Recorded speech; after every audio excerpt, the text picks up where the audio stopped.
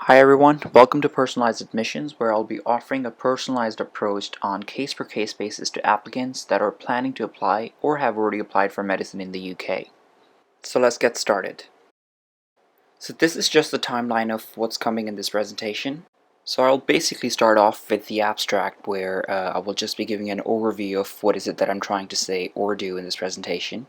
So if you guys don't want to stay for the rest of the presentation or the video, so just stay with me till the next slide, and that would actually elaborate what is it that I'm trying to say. And then I will try to explain what this idea of personalized admissions is. And after that, there will be a breakdown of how medical admissions are working out in the UK at the moment, and then next steps, that what is it that we need to do next. So this is just the overview of this entire presentation. That is the take-home message. Where I personally think, based on my experiences, that 25% of the overall medicine admissions are basically come from your grades, and the other 75 comes from the other aspects of the admissions, such as your personal statements, picking schools based on your abilities, what kind of test entrance exam you should be doing, UK CAT or BMAT, and then finally the interview as well. And my aim is essentially to help you with this 75% of the overall admission process. So based on your personal academic and non-academic individual abilities, I will try to give you a personalized advice when it comes to applying for medicine in the UK. This would include picking the correct medical schools, choosing the correct kind of work experience, then writing the perfect personal statement, then preparing for the entrance exam, and then finally the interview. Collectively, making these correct decisions would increase your chances of securing a place in the medical school of your choice. But if you've already applied for medical schools for the 2020 entry, then this is fine as well. You can still get in contact and we can work on the rest of the application process. You can contact me on the Instagram or send me a regular email. The contact details are going to be towards the end of this video, and I will also leave them in the description below. So what do I mean by personalized admissions? In order to elaborate that, let's just take an example. For instance, hypothetically, if two individuals who went to the exact same schools and had the exact same grades, and they apply to the exact same medical schools, but one of them gets the interview and the other one gets rejected even without the interview. And this is where the idea of personalized admissions come into play.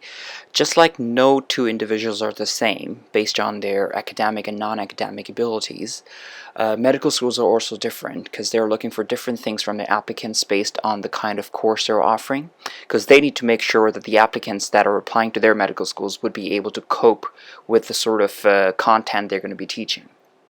Okay, so what am I going to help you with?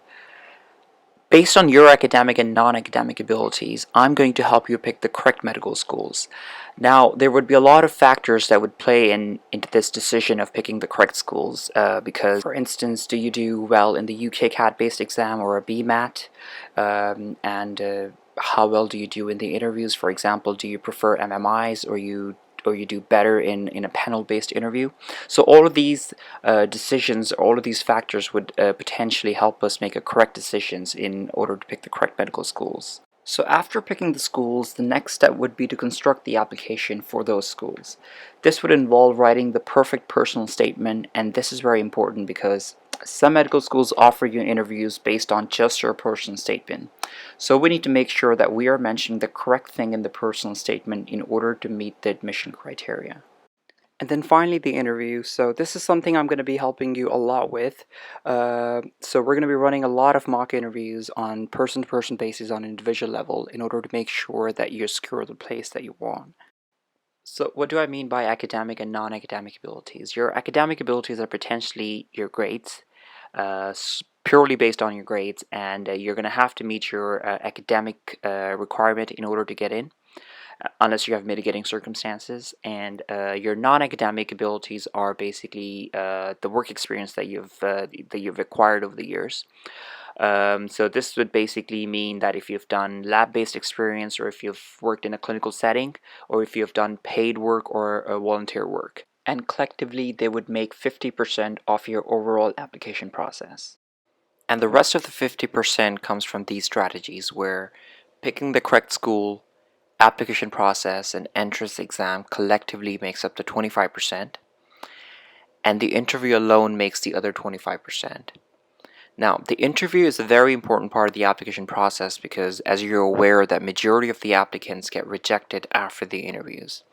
Now, in order to secure a place in a medical school, I will make sure that you do well in all of these aspects by helping you make the correct decisions on every step of the application process. So if you're thinking about applying or have already applied, then get in contact with me with the following details, such as your name, if you're a home or an international applicant, what schools are you thinking about applying or have already applied to, and the nature of help you require, such as if you need help with the personal statement or if you need help with the interviews. You can contact me on Instagram or send me a regular email, and I will get back to you within 24 hours. Thank you for listening, and good luck.